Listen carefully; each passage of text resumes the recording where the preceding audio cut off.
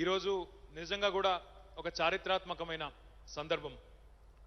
2 మార్చి నాడు ఈ సంవత్సరం మార్చి 2వ తారీఖు నాడు ఫాక్స్కాన్ చైర్మన్ గారు తైవాన్ నుంచి ప్రత్యేకంగా వచ్చి మన ముఖ్యమంత్రి గారి దగ్గరకు వచ్చి ఆ రోజు ఒక అంగీకార పత్రాన్ని కుదుర్చుకున్నారు.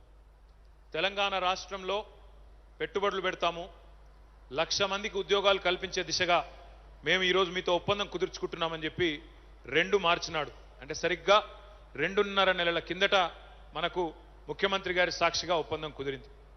సరిగ్గా 2.5 నెలల తర్వాత ఈరోజు కొంగర్ కలాన్లో 200 ఎకరాల్లో 4,000 కోట్ల రూపాయల పెట్టుబడితో 35,000 మందికి ఉద్యోగాలు ఇచ్చే మొట్టమొదటి దశకి ఇవాళ భూమి పూజ చేసుకోవడం నిజంగా కూడా హృదయపూర్వకంగా హృదయం నిండా సంతోషంతో మేమందరం కూడా గర్వపడతా ఉన్నాం, సంతోషపడతా ఉన్నాం.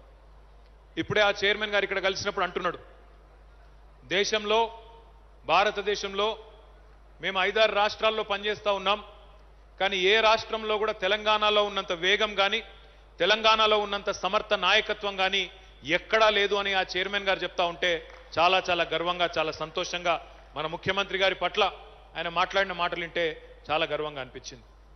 దయచేసి ఇక్కడికి వచ్చిన మా అన్నలు, తమ్ముళ్ళు, అక్కలు, చెల్లెళ్ళు మీ అందరికీ 2-3 ప్రధానమైన విజ్ఞప్తులు.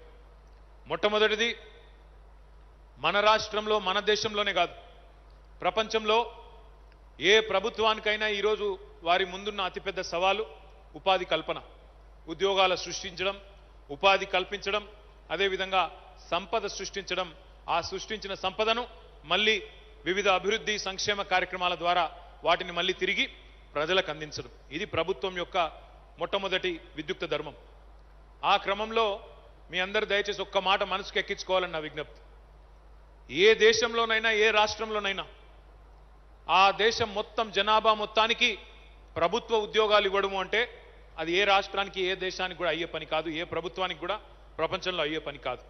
ఉదాహరణకి భారతదేశం యొక్క జనాభా 142 కోట్లు. 142 కోట్ల భారతదేశంలో 142 కోట్ల జనాభా ఉండే భారతదేశంలో కేంద్ర ప్రభుత్వంలో ఉండే ఉద్యోగాలు, అది కూడా ఆర్మ్డ్ ఫోర్సెస్ అంటే సాయుధ బలగాలు, రైల్వేసు అన్ని కలుపుకుంటే, ప్రభుత్వ రంగ సంస్థలు అన్ని కలుపుకుంటే కూడా 60 లక్షల ఉద్యోగాలు మాత్రమే. 142 కోట్ల భారతదేశంలో అంటే మొత్తం కేంద్ర ప్రభుత్వం ఇచ్చే ఉద్యోగాలు, కేంద్ర ప్రభుత్వం ఇయ్యగలిగిన ఉద్యోగాలు 60 లక్షలు మాత్రమే. అంటే 0.5% కంటే తక్కువ, 0.5% కంటే తక్కువ ప్రజలకు మాత్రమే కేంద్ర ప్రభుత్వం ఉద్యోగాలు ఇవ్వగలుగుతుంది. తెలంగాణ పరిస్థితి తీసుకుంటే మన రాష్ట్రం యొక్క జనాభా దగ్గర దగ్గర 3,70,00,000 లేదా కొంత పెరిగింది అనుకుంటే 4 కోట్లు అనుకోవచ్చు. మన రాష్ట్రంలో అన్ని కలిపితే లెక్క, ప్రభుత్వ ఉద్యోగాలు అదేవిధంగా ప్రభుత్వ రంగ సంస్థల్లో ఉండే ఉద్యోగాలు అన్ని కలిపితే 6-6.5 లక్షల మంది రాష్ట్ర ప్రభుత్వంలో ఉండే ఉద్యోగులు ఉంటారు. అంటే 2% కంటే కూడా తక్కువ. అంతకంటే ఎక్కువ ఉద్యోగాలు ప్రభుత్వాల్లో, ప్రభుత్వ శాఖల్లో, ప్రభుత్వ సంస్థల్లో ఇచ్చే పరిస్థితి ఉండదు. అంతకంటే ఏ ప్రభుత్వం, మన ప్రభుత్వం అని కేంద్ర ప్రభుత్వం అని కాదు, దేశంలో ఏ రాష్ట్ర ప్రభుత్వం తీసుకున్నా దగ్గర దగ్గర కుడి ఎడుమ గంతే ఉంటుంది.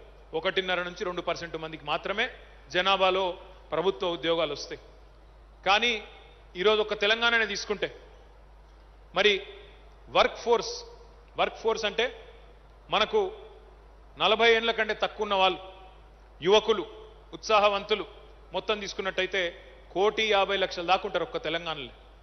మరి ఎట్లా, వాళ్ళ సంగతి ఏంది, వాళ్ళ పరిస్థితి ఏంది అంటే ప్రభుత్వ ఉద్యోగాలు పోను మిగిలిన వారందరికీ కూడా అయితే స్వయం ఉపాధి కోసం అవకాశాలు కల్పించడమో, తమ కాళ్ళ మీద తాము నిలబడేటట్టు చేయడమో, లేదా ప్రైవేట్ రంగంలో పెట్టుబడులు సాధించి ప్రైవేట్ రంగంలో ఉద్యోగ కల్పనకు విశేషమైన కృషి చేయడం. ఈ 2 మార్గాలే ఉంటాయి ప్రపంచంలో. అమెరికా ప్రభుత్వమైనా, ఇంగ్లాండ్ ప్రభుత్వమైనా, భారత ప్రభుత్వమైనా, తెలంగాణ ప్రభుత్వమైనా ఇది ఒకటే మార్గం ఈరోజు. హాయ్ ఫ్రెండ్స్, మా టుడే టుమారో యూట్యూబ్ ఛానల్ చూస్తున్నందుకు చాలా థ్యాంక్స్. మరిన్ని లేటెస్ట్ వీడియోస్ కోసం వెంటనే సబ్స్క్రైబ్ చేయండి. అలాగే ఈ బెల్ ని కూడా రింగ్ చేసేయండి. మా నోటిఫికేషన్స్ అన్ని మీ మొబైల్లో వస్తాయి. అలాగే మా వీడియోస్ మీకు నచ్చితే లైక్ చేయండి, షేర్ చేయండి, నచ్చకపోతే కామెంట్ చేయండి.